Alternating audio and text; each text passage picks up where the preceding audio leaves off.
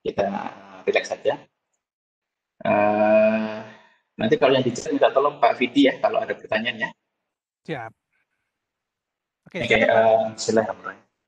Jadi record belum? Udah ya? Oke, Sudah. selamat pagi. Semuanya kita sekarang masuk ke modul 1 dari DevNet Associate Course. Modul 1 ini tidak banyak dan sangat mudah sekali, hanya pengenalan tentang kursus itu sendiri. Jadi kalau dilihat DevNet ini adalah kursus yang menggabungkan antara pengembangan software development dengan jaringan komputer. Kita otomasi sebenarnya. Sehingga di dalam sini kita akan mempelajari yang semua hal yang berkaitan dengan ketiga hal tersebut, network fundamental information dengan software development. Nah, yang paling penting nanti kita akan mempelajari tentang apa itu API. Saya gunakan istilah bahasa Inggris saja ya. API nanti kalau API nanti bingung juga dulu. Jadi bagaimana itu API bekerja dan bagaimana juga menggunakan API. Karena memang nanti kita akan program menggunakan API di hampir semua lab kita. Lalu kita akan belajar bagaimana mendesain sebuah software dan bagaimana kita mendevelop sebuah software. Tentu saja di sini levelnya bukan level sampai profesional atau expert ya, tapi memberikan dasar kepada mahasiswa kita atau murid-murid kita untuk mengetahui tentang rekayasa pelanggaran manusia. Jadi software development. Ketiga adalah network fundamental module. Jadi kita tentang asas jaringan komputer. Kalau ditanya kenapa asas jaringan komputer dimasukkan juga, sebab DevNet Associate ini tidak mensyaratkan apa gitu. Tidak mensyaratkan bahwa murid yang mau ambil itu sudah harus punya background network atau sudah pernah belajar network sebelumnya. Jadi memang akhirnya dibuatlah satu modul yang mencakupi semua hal tentang network, tapi secara dasar, secara singkat. Yang keempat adalah tentang infrastruktur dan automation. Jadi nanti kita akan bahas tentang infrastruktur untuk bisa melakukan otomasi. Infrastrukturnya ini kalau dipikir dibandingkan dengan jaringan komputer yang sudah ada, sebenarnya tidak terlalu berbeda. Cuma mungkin ada sedikit perbedaan saja, terutama untuk bagian-bagian yang kalau normalnya kita device itu ada control plane dengan data plane atau word plane dalam satu device. Kalau nanti di auto infrastructure ini control plane-nya akan dipisah. Jadi sudah mulai masuk ke software defined networking yang akan menjadi dasar intent-based networking di kemudian hari. Terakhir adalah bagaimana kita mendevelop menggunakan Cisco platform. Nah, di bagian akhir ini nanti akan ada di modul 8 untuk sekalian dan biasanya semua labnya itu sebagian besar akan menggunakan jadi siap-siap bandwidth-nya di situlah developer Cisco.com. Nah, ini kira-kira apa yang kita pelajari di modul 1 sudah seperti itu. Jadi lab environment kita akan menggunakan VM dan saya rasa sudah banyak yang menginstal VM tersebut. Ya. VM ini menggunakan hypervisor yang kita pakai dan dia berjalan di atas operating system yang lain. Nah, operating system yang kita pakai sekarang itu nanti akan disebut sebagai host. Terus di dalam virtual machine itu nanti akan ada operating system. Nah, operating system di dalam virtual machine itu kita sebagai guest atau tamu. Dan sebagian besar prosesor komputer saat ini sudah bisa melakukan virtualisasi. Kalau belum bisa, nanti silakan dicari di BIOS untuk Bapak Ibu bisa set supaya bagaimana supaya bisa melakukan virtualisasi. Nah, ini ada satu lab, yaitu bagaimana cara kita menginstal VM. Dan VM yang kita install pada modul 1 ini adalah DevAS VM. Jadi kita ada 2 VM, satu lagi VM untuk CSR, untuk iOS, ya, iOS X. Nah, itu nanti baru akan dipakai modul 7. Jadi kalau tidak diinstal sekarang pun tidak apa-apa. Tapi kalau ingin mencari cara misalnya, silakan Bapak Ibu pergi ke modul 7, cari di lab di sana untuk menginstal VM yang lain.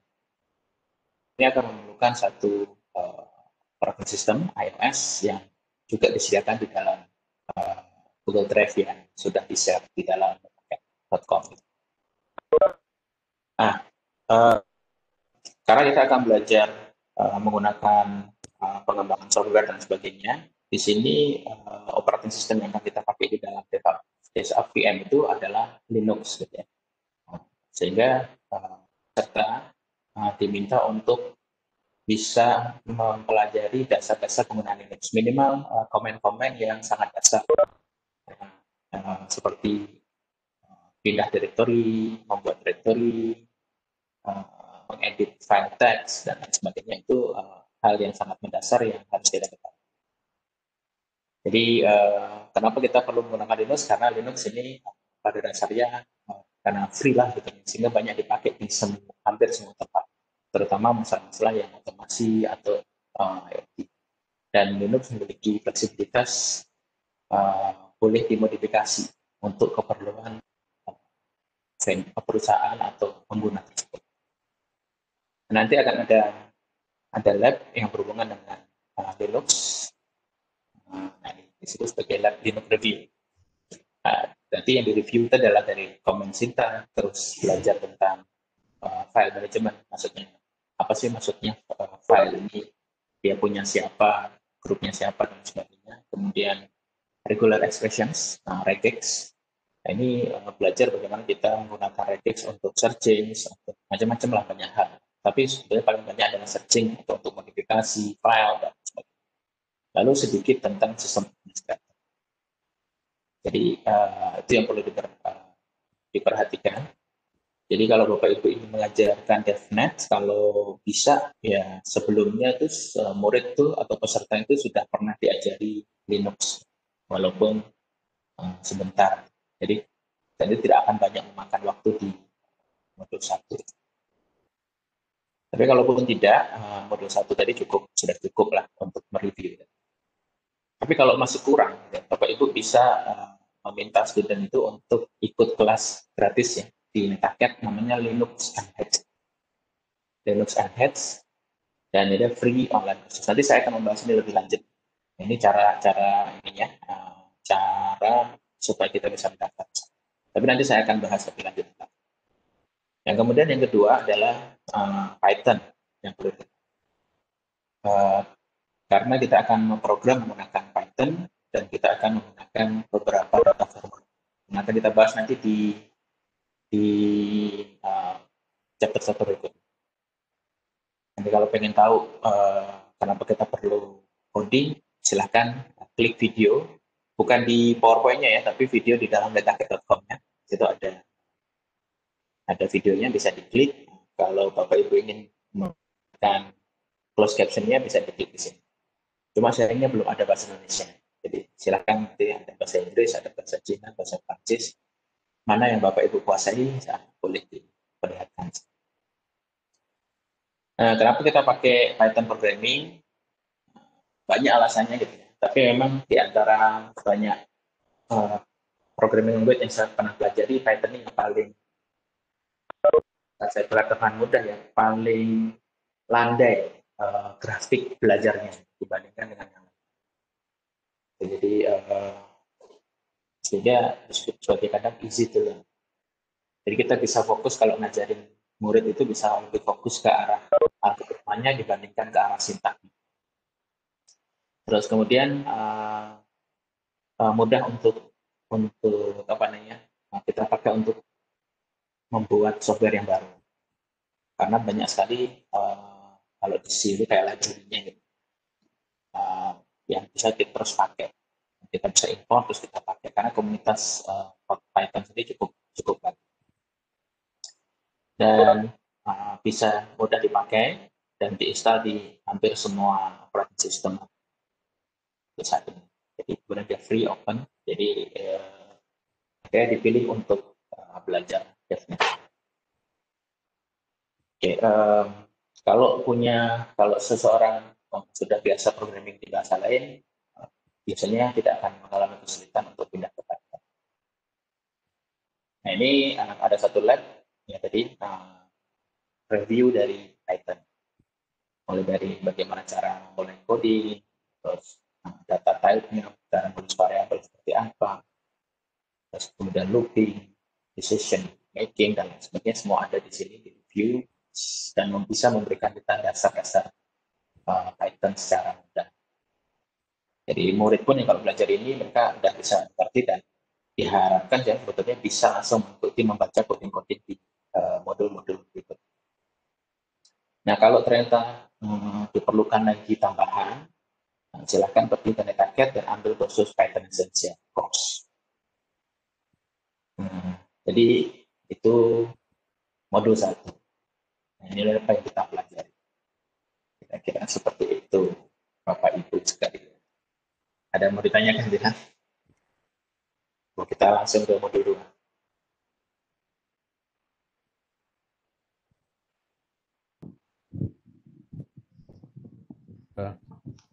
Kalau mereka yang di kuis ya, saya kira mungkin perlu dicoba ulang untuk beberapa nomor yang memunculkan komen di Python itu. Saya kira perlu diperhatikan. Begitu aja. Terima kasih.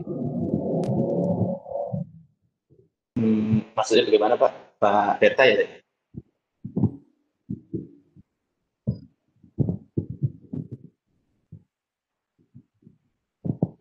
Ya Kak, untuk komen-komen yang muncul ya, silakan diperhatikan. Terima kasih Pak Berta untuk ini. Ya sudah, saya rasa sudah banyak ya yang mengerjakan sampai Python ya labnya. Dan seperti biasa, Cisco NetAcad ini labnya sangat detail dan kalau kita ikuti satu persatu, tapi terus kita mesti baca ya, termasuk komen-komennya dan perintah-perintahnya itu. Arahannya dan sebagainya perlu kita baca. Insya Allah kita bisa mengikuti sendiri. Oke, seperti itu.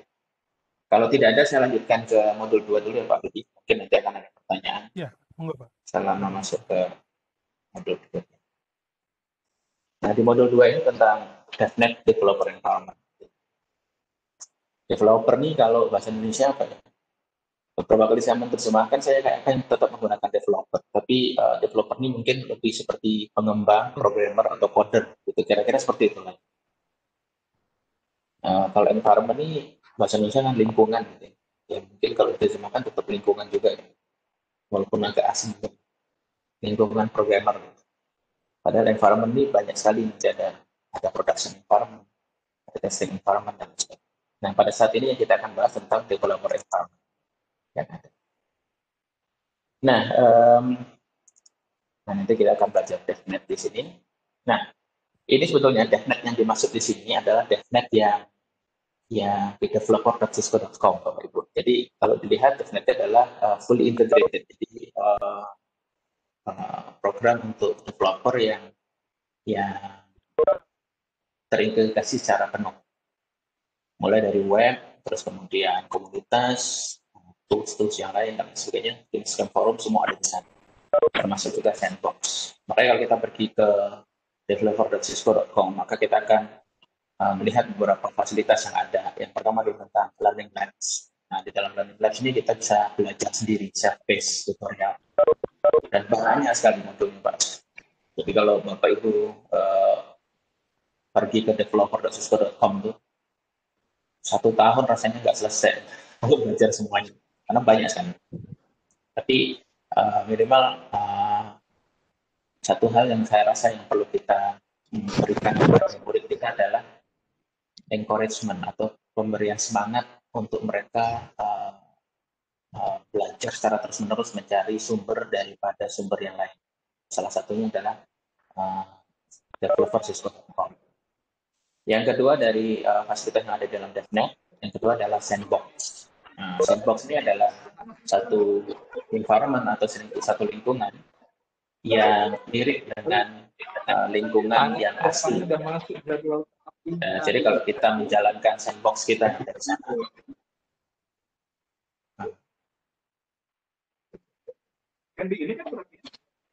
Pak Siti minta tolong diingatkan semua Pak. Ini akan masuk dalam recording. Oke, udah Pak. Jadi sandbox ya. Sandbox ini semacam lingkungan tapi dia terpisah dengan lingkungan yang luar. Dan jadi kegunaannya biasanya untuk testing.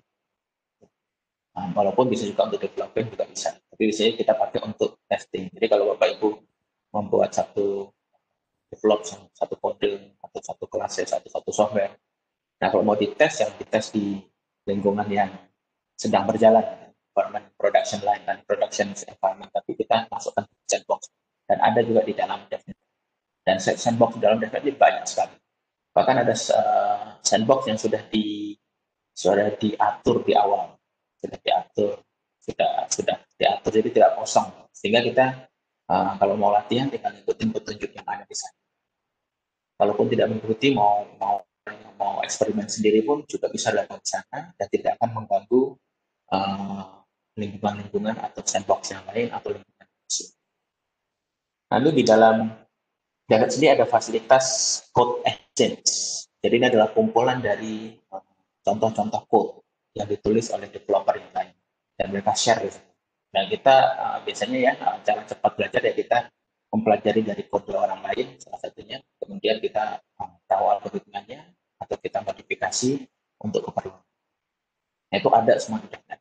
Karena kalau kita terkadang kalau mencari dari nol itu membuat dari nol itu memang perlu perjuangan yang luar biasa.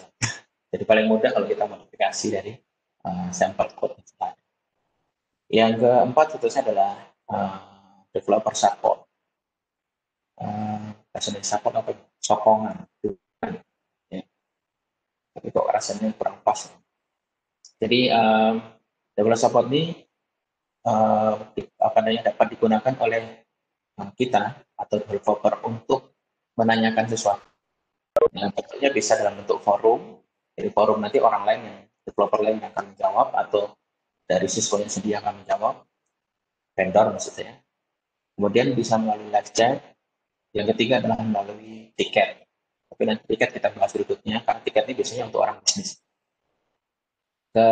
Kelima adalah dokumentasi. Nah, tentu saja satu produk dari sebuah vendor ini dia perlu punya dokumentasi sebagai reference, sebagai acuan kepada developer bagaimana cara menggunakan produk tersebut. Dan semua kelima-lima ini ada di dalam DevNet. Nanti kita akan tunjukkan di dalam developer. Jadi berikutnya adalah kita diminta untuk explore DevNet online resources. Nah, kalau Bapak Ibu pergi ke developercisco.com, nah, Bapak Ibu akan menemukan gambar yang ada di sebelah kanan. Mulai dari Start Now, Learning Track, Video Courses, Sandbox, Code Exchange, dan lain sebagainya. Semua ada di sini. Nah, nanti akan saya tunjukkan melalui web aslinya. Ini kita selesaikan dulu saja. Nah, di dalam Learning Lab nanti akan ada tutorial, terus ada sandbox juga, seperti yang sudah diterangkan sebelumnya. Bahkan di dalam Learning Lab, kita juga bisa setup development environment. Jadi kalau kita mau men-setup development environment di dalam komputer kita sendiri atau bukan lokal komputer, itu juga diajarkan caranya seperti apa. Jadi tidak perlu khawatir harus online setiap saat. Tapi kalau kita mau buat environment sendiri di dalam tempat kerja kita, tempat belajar kita, itu juga diajarkan. Bahkan mimik yang meniru semua DevNet site pun juga diajarkan di situ. Tentu saja kita perlu punya resources atau sumber daya yang memadai untuk bisa meniru fasilitas yang ada di dalam DevNet website.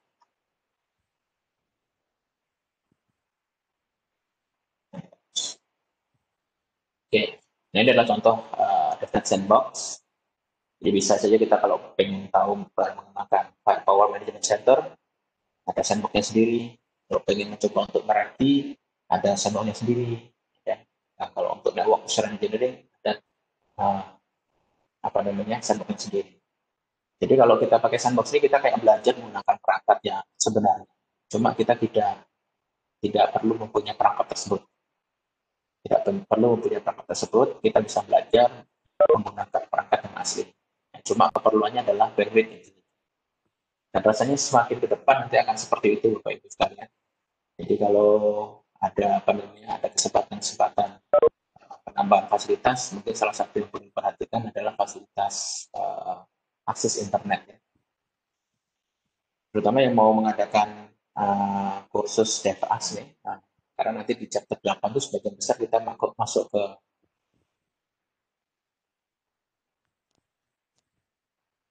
kurang jelas suaranya ya, Suaranya kayak putus-putus, Pak. putus-putus.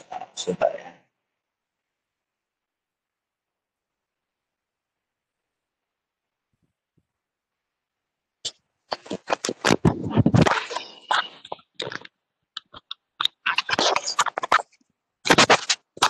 Oke. Dah, silakan. Ya. Tadi lab ya, Cisco Lab Sandbox. Nah, sekarang DevNet Exchange. Nah, ini biasanya keluar di ini Pak, di ujian. Di ujian juga di tes modul Excel. Jadi pada saat ini di dalam community ini ada tempat yang namanya exchange. Exchange itu untuk pertukaran ya. Nah, saat ini kita ada 3 exchange di sini. Yang pertama adalah automatic exchange, yang kedua code exchange, yang ketiga adalah ecosystem exchange. Apa perbedaan dari ketiga ini gitu ya? Yang pertama adalah automation exchange ini berisi tentang koleksi network otomasi dan kasus untuk network otomasi yang bisa dijadikan sebagai solusi atau cara kita menyelesaikan masalah yang kita hadapi. Jadi automated exchange ini rata-rata karena namanya automation, jadi sebagian besar koleksinya berhubungan dengan kasus-kasus otomasi jaringan komputer. Dan di situ nanti juga akan diterangkan tools apa yang dipakai. Tidak hanya sekedar Ansible, Puppet dan lain sebagainya, tapi mungkin ada tools tambahan yang sesuai dengan kondisi-kondisi kasus-kasus tertentu di dalam otomasi itu. Kalau code exchange, dia berfungsi untuk kumpulan kode atau tools, coding atau tools, jadi source code ya. Di manage dengan menggunakan GitHub, API, juga dalam hal ini adalah manusia, supaya diletakkan pada kategori-kategori yang sesuai. Jadi kalau Bapak Ibu pergi ke code exchange, nanti Bapak Ibu akan melihat bisa mencari code-code yang diperlukan Bapak Ibu sekalian. Nah, ketiga adalah ecosystem exchange. Berarti di sini kita akan berhubungan dengan solusi, suatu solusi untuk DevNet, tapi untuk berbagai jenis kondisi, seperti teknologi, industri, atau lokasi tempat tertentu. Jadi hubungannya berhubungan dengan ekosistem atau tempat kita akan meletakkan solusi kita, tempat kita mengerjakan solusi tersebut. Nah, itu semuanya ada di ekosistem exchange. Jadi kalau kita ingin mencari solusi sesuatu masalah yang dekat-dekat dengan masalah yang kita hadapi, silahkan cari di ekosistem exchange. Nah, itu tadi dapat solusi yang besar menyeluruh gitu ya. Nah, kalau kita mau lebih detail lagi untuk otomasinya, silahkan pergi ke automasi exchange. Kalau masalah coding, nanti silahkan pergi ke code exchange. Kira-kira seperti itu. Dan ini ketiga exchange ini akan membantu kita untuk menyelesaikan permasalahan. Tidak hanya untuk belajar ya, tapi sebetulnya untuk ketika student atau peserta kita bekerja, kita akan memerlukan sekali yang ini namanya DevNet exchange. Nah, di tempat kita nih untuk kita belajar lebih ditekankan untuk pergi ke automatic exchange untuk awal-awal, karena kita tujuannya untuk automation. Nanti di situ kita akan bisa mendapatkan studi kasus yang berhubungan dengan data, menambahkan konfigurasi, terus policy dan lain sebagainya ada di situ. Begitu juga nanti kita diajarkan menggunakan tools-tools yang berbeda-beda seperti Ansible atau Puppet untuk kasus-kasus yang memiliki skala atau tempat yang berbeda. Jadi kasus untuk di main campus, di branch-nya, di cabang itu seperti apa, terus kasus di data center sendiri atau kasus di service provider. Jadi itu saja ya, di dalam DevNet ini kita tidak akan belajar semua ini gitu ya. Tapi kita hanya belajar pada bagian basicnya yang bisa di-apply, bisa digunakan di semua kasus. Cuma memang masih pada level yang mendasar sekali. Nanti kalau di dalam DevNet ini fasilitas yang berikutnya adalah DevNet Support ya. Dalam DevNet Support ini kita akan ada login tiket dan sebagainya. Nanti saya akan tunjukkan di sana community kita bisa lihat. Nah, support yang lain, apakah putus-putus juga? Tidak kan ya? Oke. Di dalam support itu ada juga yang paling penting adalah knowledge base ya, knowledge base ya. Jadi kumpulan pengetahuan termasuk juga dokumentasi, terus troubleshooting, itu semua ada di situ. Jadi kalau ada forum gitu, kalau ada yang bertanya kenapa saya tidak boleh mengerjakan seperti ini, kenapa keluar error seperti ini, semua ada di situ. Jadi silakan Bapak Ibu bisa lihat di dalamnya. Jadi di sini ada knowledge base sebelah kiri ini. Kemudian nanti ada support cases ya, contohnya adalah case base ya. Support cases seperti case base ticket. Ada juga community forum. Ya. Ada di situ semua.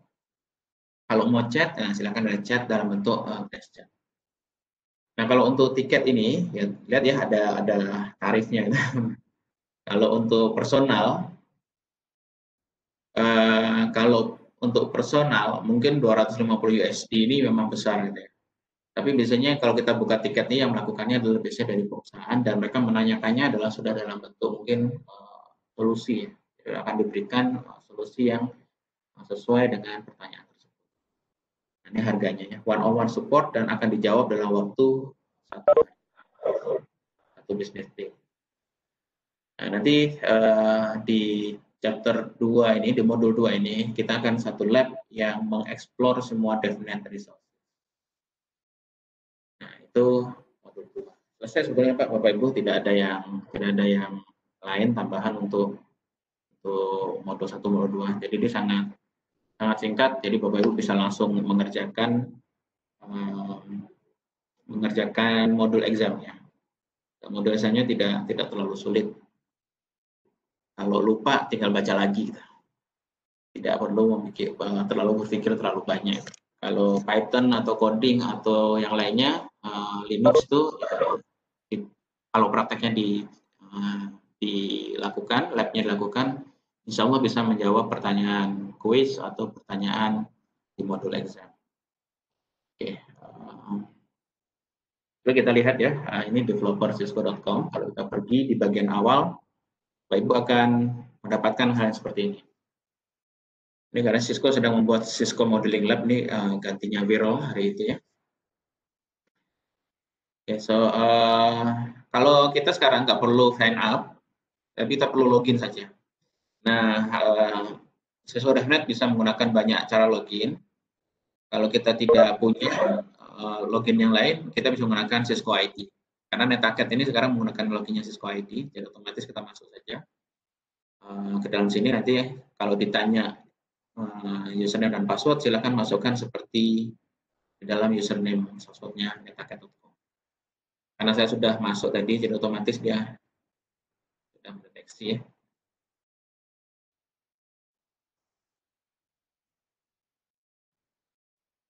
Deteksi username yang saya pakai. Ada yang sudah masuk ke sini sebelum nih? Yang pernah mencoba? Nah, ini adalah bagian halaman utamanya. Nah, ini kalau di depan sini sudah ada Automation Exchange. Jadi Bapak kalau mau masuk ke Automation Exchange, silahkan klik di sebelah sini. Nah, ini ada namanya Cisco DevNet Class of 2020. Jadi Bapak Ibu kalau bisa menyelesaikan Cisco DevNet Associate Certification dalam masa 49 hari, kemudian melaporkan ke sini, nanti akan mendapatkan macam badge, macam badge digital, terus masuk dalam komunitas developers. Kalau siapa yang mau menjalankan tantangan ini, monggo silakan ya, 49 hari. Mungkin ada yang sudah belajar sebelumnya bisa dilihat. Nah, ini adalah offer yang ada di dalam DevNet tadi, yang seperti kita lihat di dalam slide. Mulai dari Start Now, Learning Track, Video Courses, Sandbox, Code Exchange, dan sebagainya. Sekarang ini adalah cara sebetulnya supaya kita bisa belajar secara terurut. Gitu. Nah, makanya kalau Bapak Ibu lihat di sini ada Code Exchange, ada Ecosystem Exchange, kemudian ada Sandbox, ada Video Tutorial, ada Learning Track. Nah, kita lihat satu-satu ya. Kita lihat di Start sini. Nah, Bapak Ibu bisa melihat apa yang ingin kita pelajari. Atau belajar Meraki, belajar WebEx, dikasih tahu udah berapa jam semuanya. Terus ada berapa lab. Dan Bapak Ibu bisa pilih. Contohnya kalau belajar katakanlah Networking 101. Oke, 3 lab, kita ambil contoh di sini. Nah, ini Bapak bisa lihat pelajarannya 2 jam, hanya basic saja. So, kalau kita klik, nah inilah kebetulan ya, kalau kita tidak punya internet yang cukup cepat, ya agak repot juga. Nanti akan dikasih tahu apa network segala macam, ya kan, terus understand the compatibility, semuanya sudah ada di sini. Dan ini diberikan gratis ya. Karena untuk DevNet ini kan kita bisa masuk menggunakan Google ya, loginnya Google. Jadi tidak membayar sama sekali ini di dalam developer.cisco.com DevNet. Ya. Ini bisa kita beritahukan kepada student kita nanti ketika kita mengajar jenis-jenis fasilitas yang ada di dalam DevNet, kemudian perintah mereka untuk mengeksplor sendiri. Ini adalah coba kita klik pada learning text, kita klik pada video course, apa yang terjadi? Learning text tadi yang tadi itulah sepertinya kita sudah masuk dalam text tadi. Tapi ada juga learning text yang berdasarkan urutannya lebih dalam, itu ada problem modul dan sebagainya. Dan kalau kita belajar contohnya di sini ada belajar containers, ya kan? Kita bisa start modul tersebut untuk mulai belajar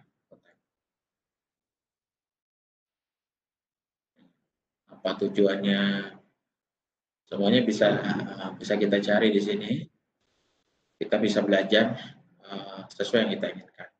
Mungkin ada yang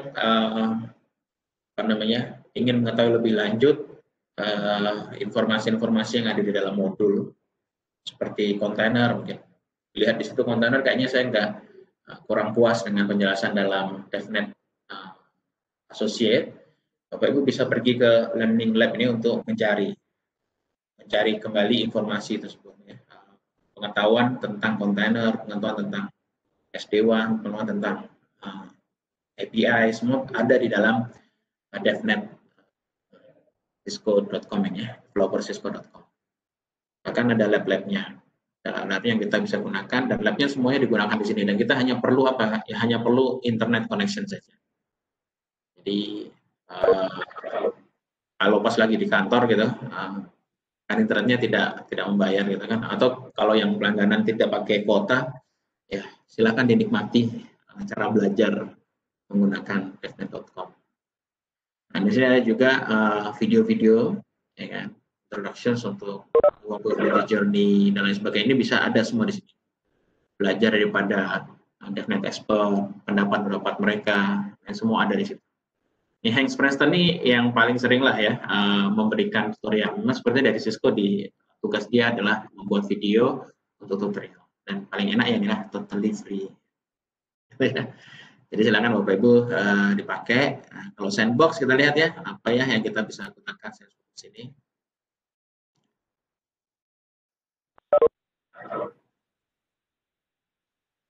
Ya, sandbox.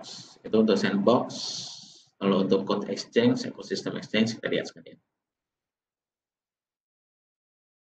Nah, ini sandbox. Jadi kita terserah mau masuk sandbox mana. Kita masuk ke sandboxing, ada pilihannya. Ya kan? Reservation of the sandbox. Kita bisa reserve.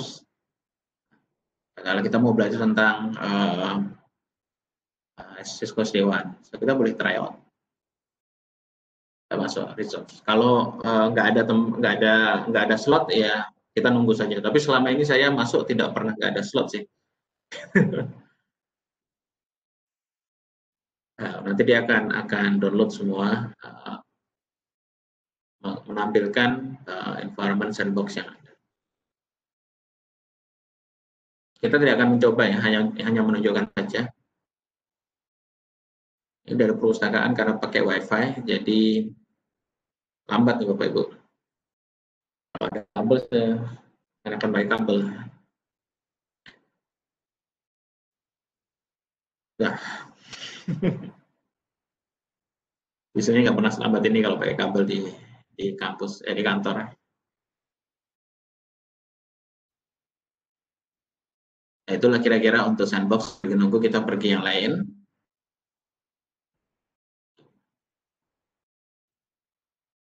Sabar menanti. Iya Pak Sugeng, sabar menanti kita Pak.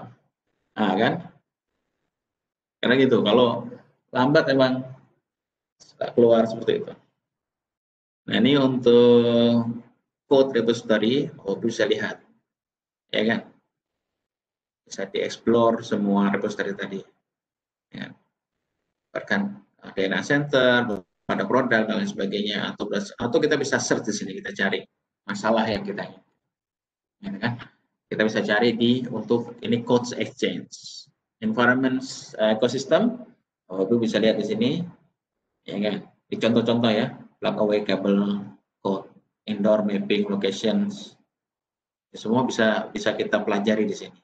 Solusi-solusi. Jadi mungkin solusi-solusinya mungkin kalau yang di ekosistem ini tidak detail ke arah coding, tapi detail ke arah desain secara general ya, lebih general sesuai dengan keperluan atau kondisi-kondisi yang ada. Nah ini mana dari sandboxnya? Belum kebuka juga Pak. Nah ini dia. Alhamdulillah. Jadi disinilah Bapak Ibu nih contoh instruction-nya apa, ya kan? Bagaimana kita lakukan, user guide-nya pun ada, ya kan? Kita belajar lab comment-nya di sini, ini topologinya seperti apa, ya kan? Kalau kita klik, apa yang terjadi? Nah, kita aktifkan, agak lambat ya. Jadi kira-kira seperti inilah sandbox Bapak Ibu. Nah, ini udah mulai jalan semua. Ya kan? Ini kredensial, semua ada di sini. Jadi tinggal kita belajar untuk mengkonfigurasi atau modifikasi sesuai dengan lab tersebut atau sesuai dengan keinginan kita. Kita mau coba seperti ini, bisa nggak? Coba seperti ini, bisa atau tidak. Nah, itu bisa kita coba di dalam sandbox ini tanpa kita perlu mempunyai alat-alat tersebut. Ya kalau pengen punya alat-alat ini semuanya ya memang akan jadi sangat mahal ya. Jadi ini adalah cara belajar yang menurut saya yang cukup efektif untuk kita.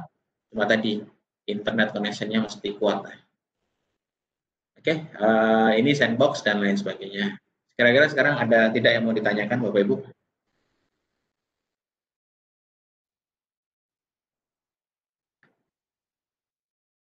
Jangan lupa kalau mau menggunakan suara di unmute.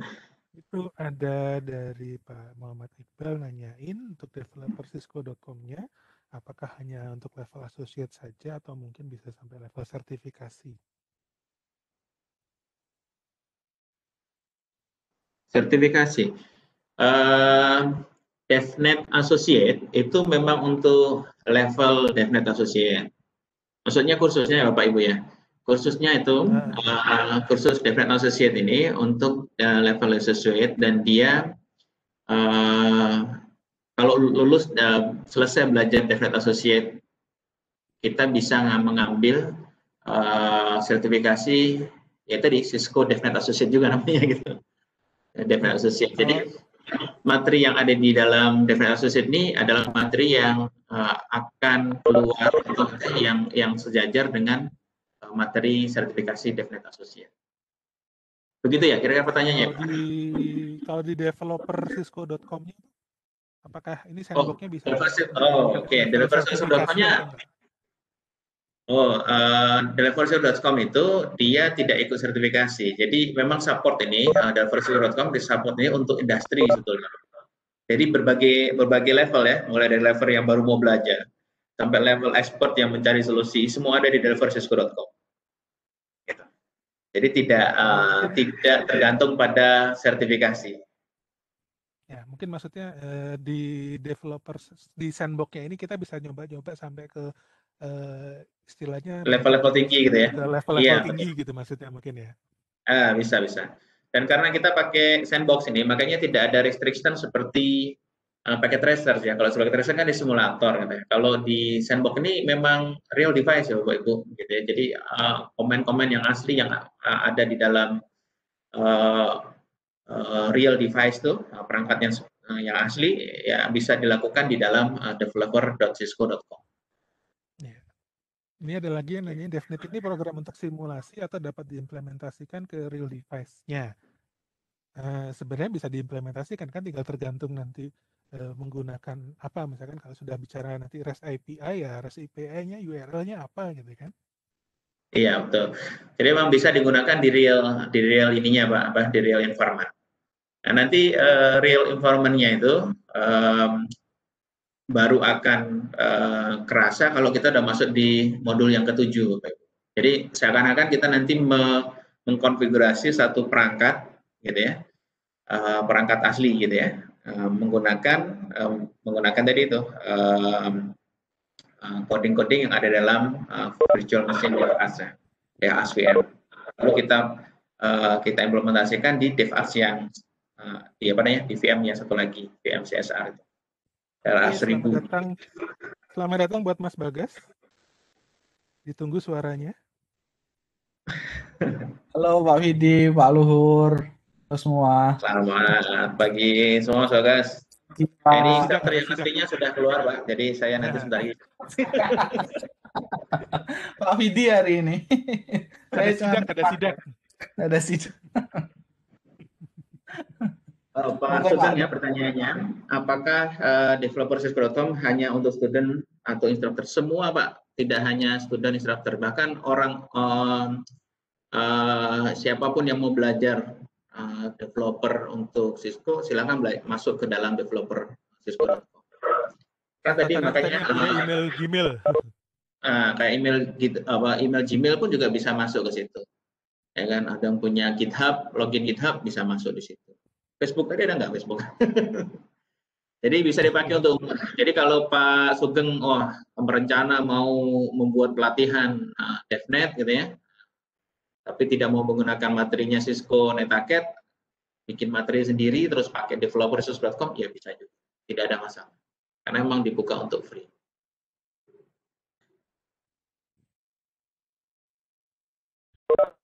Mumpung ada Mas Bagas, barangkali ada yang dipertanyakan seputar DevNet-nya, ada langsung instruktur dari Cisco-nya langsung. Technical Manager nih. Technical Manager kita tanya ke sana itu. Langsung turun tangan nih Technical Manager nih. Oke.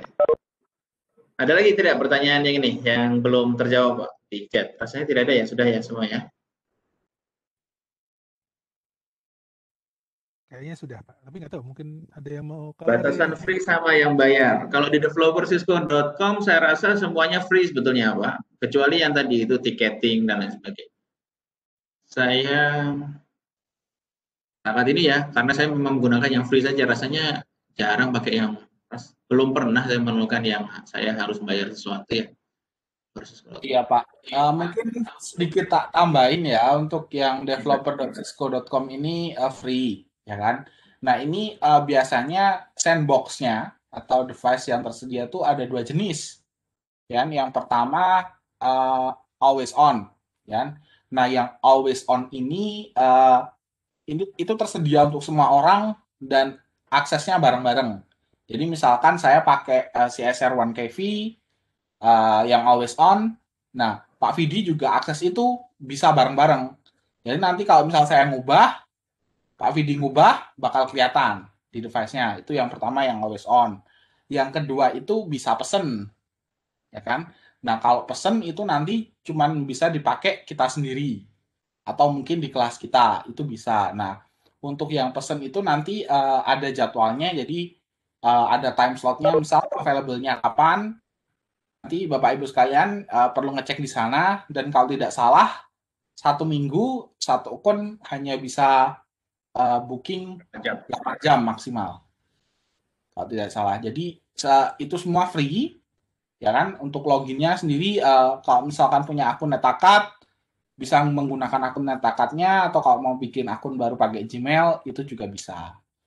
Nah mulai dari mananya, itu yang pertama memang luas Pak, ya. Nah, itu kalau misalkan dicek di situ, itu covernya dari IoT, cloud, networking, data center, security, dan semuanya. Nah itu mulai dari mana? saran saya sih kalau misalkan dari networking ya mulai saja dari networking. Kalau misal tertarik di data center, ada ilmu data centernya, silahkan mulai di data centernya.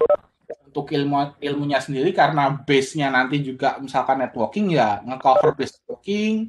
Kalau data center ya nanti ada base ilmu data centernya di sana. Jadi untuk starting point-nya monggo silahkan disesuaikan dengan keinginan masing-masing. Saya pengen di data center ya silahkan mulai data center. Seperti itu. Karena nanti sih antar semuanya itu yang tercover adalah basicnya nanti menggunakan programmability, ya kan? Mungkin di situ sih strong point-nya. Ya, terima kasih Mas Bagas. Itulah Pak, yang tadi saya bilang, kalau kita belajar di developer.cisco.com, nguprok setahun saja belum tentu selesai Pak. Banyak lah. Ini technical manager kok nggak ngeluarin gambar foto sih, gimana? Baru makan ya. Kan biar kenal, gimana tuh? Maaf, baru selesai.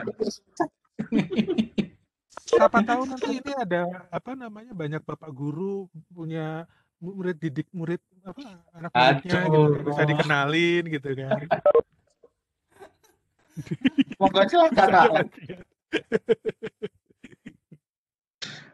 Pak Andi, untuk TOT DevNet yang sekarang, yang kita pelajari itu adalah basicnya ya Pak ya.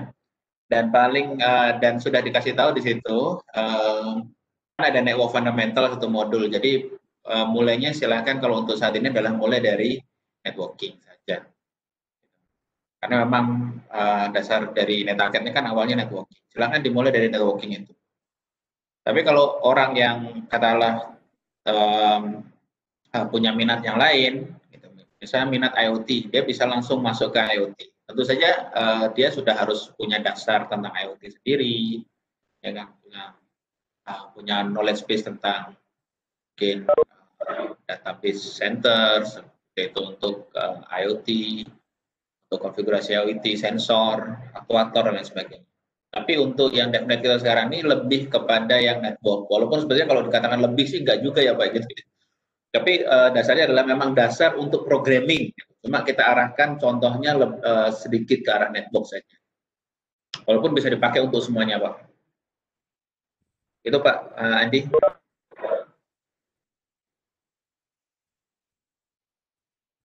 Tuh kan ada yang setuju, Mas Bagas ngeluarin kamera biar kenal gitu.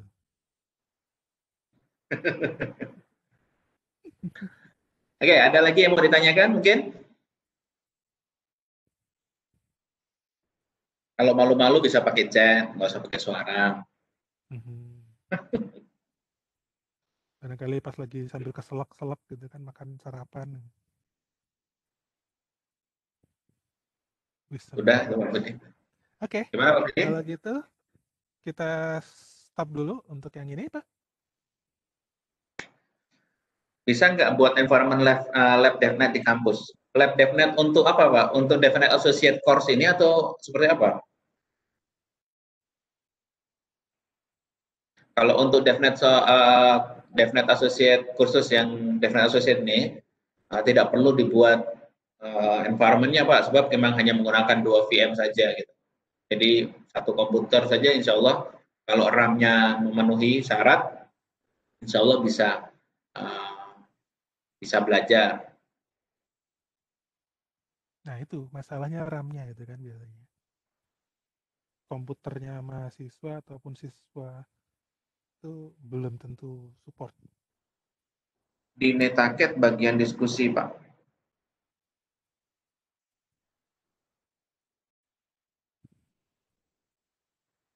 Ya Pak Ari, jadi untuk yang sekarang yang Bapak Ibu lakukan saat ini itu bisa diajarkan, bisa digunakan untuk mengajar di murid-murid Bapak Ibu nanti sekalian. Jadi cukup dengan 2 itu. Cuma ya tadi itu, saya tidak tahu ya. Kalau di Indonesia minimal standar RAM berapa ya Pak ya? Yang ada di luar gitu ya. Di Malaysia itu 4 rata-rata dijual tuh ya, 4 gig gitu ya. Kalau laptop-laptop itu yang baru-baru itu minimal 4 gig lah gitu. Ya, jadi kalau ya persyaratan kita kan 8 gig ya. Jadi 8 mungkin ya. kalau di lab di kampus atau di sekolah, mungkin kalau bisa di-update ke 8 gig, ya insya Allah bisa berjalan. Tapi lemot. Dan tidak dipersyaratkan prosesornya apa ya gitu. Nah, tidak dipersyaratkan prosesornya apa. Cuma ya kita seperti kita tahu kalau udah 8 gig memori itu bisa jalan, bisa. Cuma apakah cepat atau tidak cepatnya, salah satu faktornya adalah prosesor juga ya. Ya, 64 bit, prosesor 64 bit. Memang masih ada prosesor 32 bit yang sekarang dijual, prosesnya nggak ada, Pak. Dijual Ada, prosesor Pak. Intel Dijual second. i5 32 bit. Second. Ya, 8 gig memang masih lemot, Pak ya. Kalau yang kemarin instruktur yang latihan CyberOps dan sudah upgrade ke 12 gig, ya, kan saya selalu menyarankan minimal 12 gig, Pak, kalau mau ngajar gitu ya. Nah, itu udah tenang ya. Kalau yang belum, ya memang gitu, Pak. Saya sendiri juga pakai komputer ini, Pak, 8 gig juga.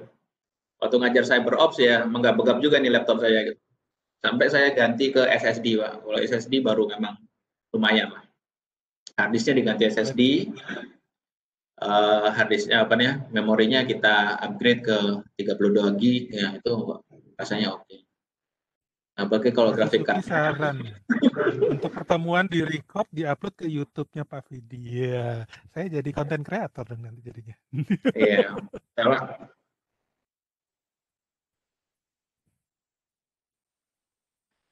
Bisa juga Pak, Bapak Ibu, kalau memang Pak Ari mau mendeploy di server terus pakai virtualisasi, silakan saja. Cara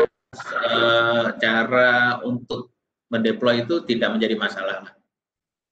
Jadi kalau ada di kampus atau di institusi tersebut ada server yang besar gitu ya, bare metal, terus kemudian student bisa akses ke sana. Jadi tidak memerlukan spek komputer yang terlalu besar, hanya untuk keperluan mengakses ke dalam server.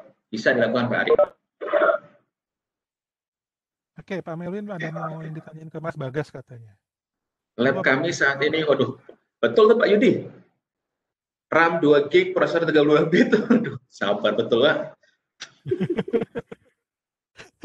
Itu jadi, Windows berapa Pak? Buka sambil 98. Makan gorengan itu. Sambil makan gorengan itu kayaknya bisa itu.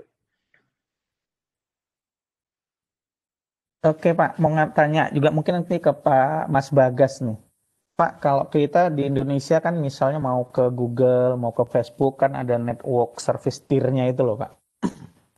Mungkin ke depan Cisco punya rencana nggak agar kami yang di kampus-kampus dengan bandwidth lelet ini dengan resource yang sangat minim ini bisa ngakses seolah-olah kayak ngakses jaringan lokal gitu Pak.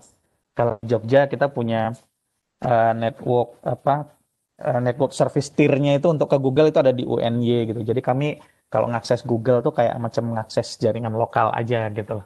Nah, Cisco punya rencana nggak agar nanti mungkin di daerah-daerah ada ISP yang punya node langsung ke arah servernya Google sehingga nggak ngabis bandwidth besar gitu. Kalau sekarang dengan misalnya 10.000 siswa kita cuma dapat 100 MB itu rebutan gitu loh mau keluarnya gitu. Habis sudah.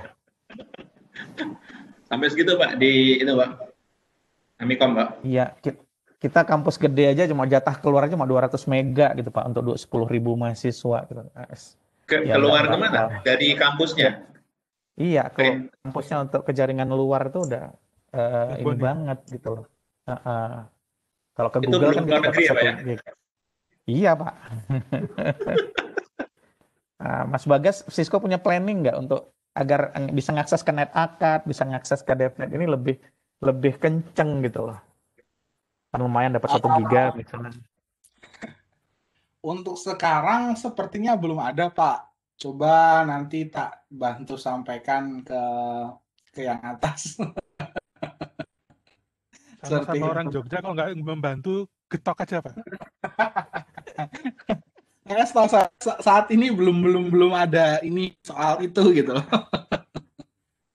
Jadi terima kasih Pak masukannya, nanti coba saya ini sampaikan Soalnya ini nanti lebih ke yang region Indonesia kan.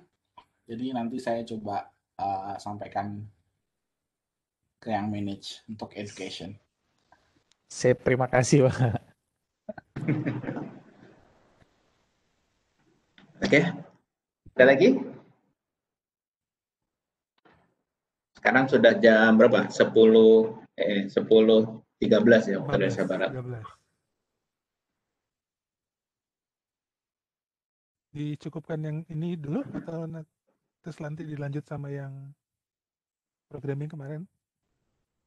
Assalamualaikum Pak Luhur. Oh iya. Ya, silakan Pak. Mau nanya, ini terkait dengan model pembelajaran, artinya model training kita TOT ini.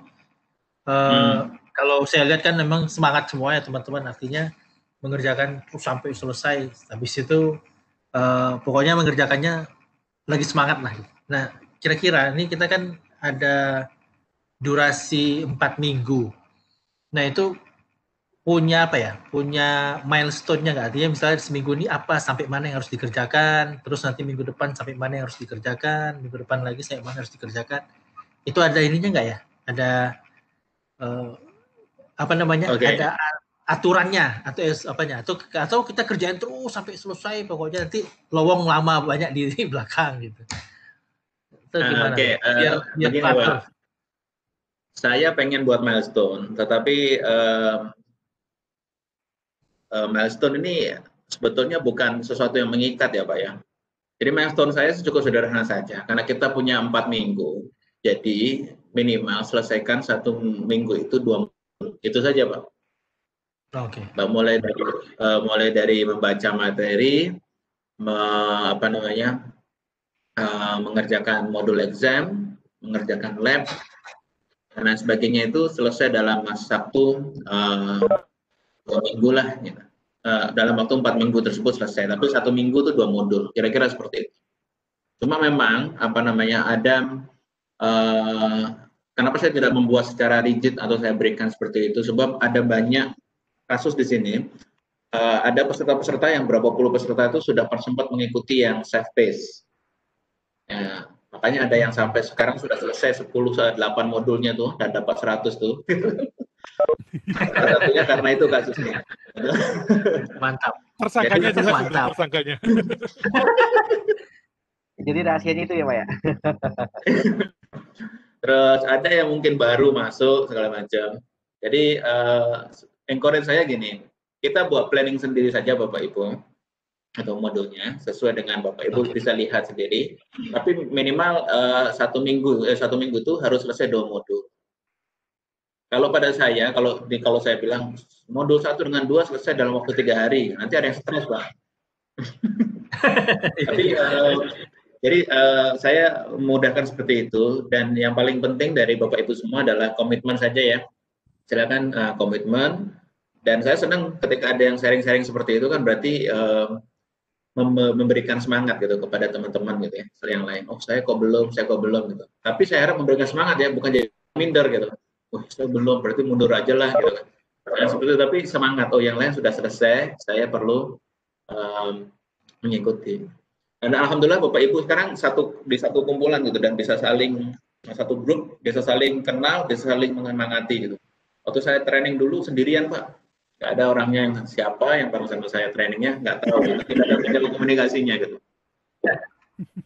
Jadi walaupun jadi apa ya, kita sendiri yang harus mengatur jadwal kita sendiri, yang kita harus konsisten. Walaupun akhirnya juga last minute juga gitu jadinya gitu.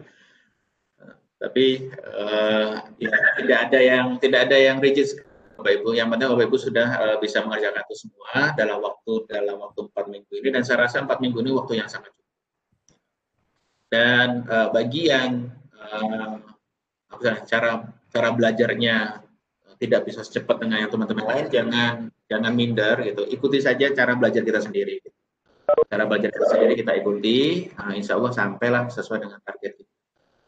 Jadi itu sudah cukup ya. Ya dibandingkan dengan kita belajar 7 hari gitu ya. Karena kalau menurut Pak Bagas nih, DevNet nih kalau training TOT offline itu dalam 7 hari. 7 hari, dari pagi sampai sore setiap hari. Nah, dibandingkan dengan itu, saya rasanya 1 bulan ini lebih santai ya, lebih rileks buat kita. Saya nggak tahu sih gitu, tapi sebab walaupun 1 bulan, tapi kan kita tidak dilepaskan dari kegiatan asas kita yang mengajar. Ini Pak Ivan Agus tetap pengen ketemu, lihat mukanya Mas Bagas di chatnya. Masih penasaran dengan Mas Bagas sepertinya. Oh, Pak Yudi udah sampai explore tuh ke sana tuh. Minimal 4 GB RAM. Iya, Pak. Kemarin Pak Yudi kan pakai 3 GB. Ya oke, sebab masih belum running. Nanti kalau udah running saya nggak tahu ya. Jalan. Mending 1 minggu biar dapat SPPD. Ya, boleh lah. Memang yang kalau kita training offline memang begitu, Pak. Jadi 1 minggu, katakanlah 1 minggu dapat SPD. Tapi biasanya di siang hari kita menyampaikan materi secara singkat, kemudian banyak prakteknya. Nanti malamnya biasanya peserta-peserta itu membaca materi secara sendiri, mendalami, kemudian mengerjakan modulnya. Biasanya seperti itu. Pembuatan video lab activity-nya seperti apa, Pak? Nanti saya akan berikan ya. Nah, saya minta maaf nih sebetulnya. Karena listriknya mati nih, saya belum menemukan tempat yang baik untuk record. Kalau record di rumah nih, nanti akan ada background-nya banyak, Bapak Ibu. Ada yang menjerit, ada yang... Noise cancelling-nya nggak jalan, Pak ya? Nanti kalau sempat, nanti saya akan buat hari ini untuk video tugas ya, insya Allah. Nanti saya akan postingan link di dalam WhatsApp group atau dalam net angket. Wah, nawarin ya, di Bogor, nawarin sama nasi kapaunya nggak nih?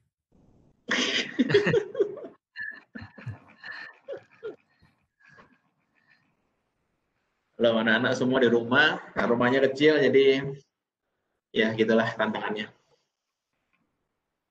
Ya, apa lagi? Insyaallah. Cukup.